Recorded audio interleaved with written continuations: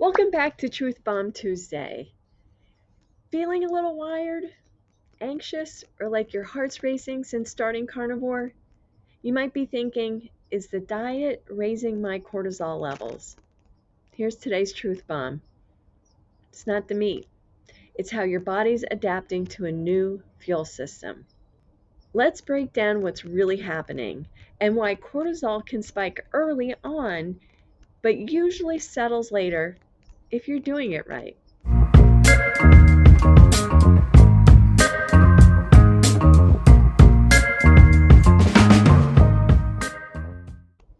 So let's first talk about early on in the journey.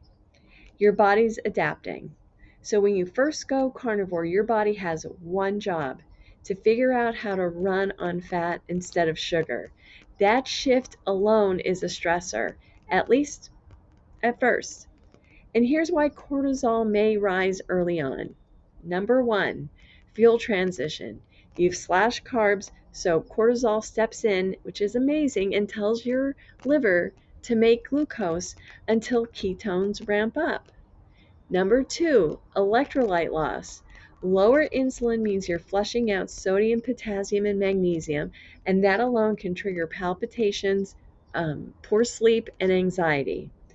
Number three, undereating. This is a big one. I always say that. When appetite drops, calories drop, and your body thinks there's a famine. So cortisol will rise to keep you alert and energized in case some food's walking by. Number four, sleep disruption. If you're waking up at 2 a.m., that's cortisol helping your body stabilize blood sugar overnight. So in the beginning, cortisol is actually helping you to adapt. It's a temporary adjustment, not a failure.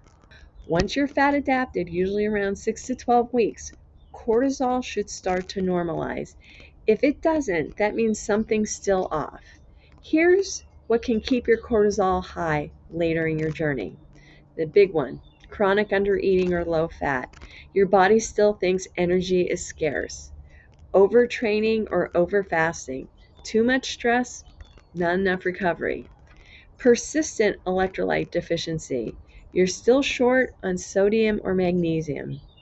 Poor sleep or circadian rhythm. Late night light and stress blunt your morning peak. And then hidden inflammation like gut irritation or a histamine flare can drive cortisol up behind the scenes.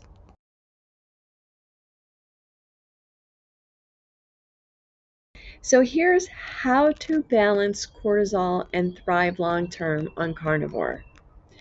Eat enough fat and total calories. Don't fear fuel. Salt liberally. I mean really salt. You're not retaining water, you're retaining your sanity by doing that. And don't overfast early on. I just want to pause a little bit here. Remember, it takes sometimes 6 to 12 weeks. You're going to lose a lot of weight fast. You're going to lose water first, and then you're going to burn through fat. Once your body learns how to release it, you're going to lose a lot of fat, and then things slow down. And that's when we go crazy and start doing silly things.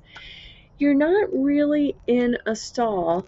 The scale may not move, but don't forget, with more protein, you may be undergoing some body recomposition.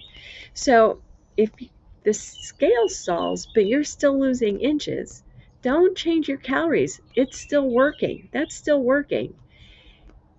If the scale stalls and you stop losing inches, wait a week or two. And if you're still not losing, that's when you want to shake things up. Then that would be the best time to start fasting. So essentially, you want to wait until adaptation is solid. You want to get sunlight and good sleep. Cortisol loves rhythm, not chaos. Slow down your stress response by sleeping well, your breath, walk, and decompress.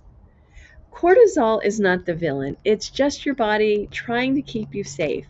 Do carnivore right, and that stress chemistry settles into balance. That's not burnout, that's transformation.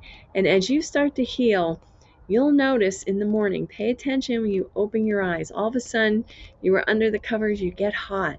That's your body waking up. I can tell you the moment my cortisol levels are rising to get me up for the day. This is Dr. Rose, the Primal Professor, and I want to thank the viewer who made this suggestion for me to do this video. It's important information. I'll see you tomorrow in the next video.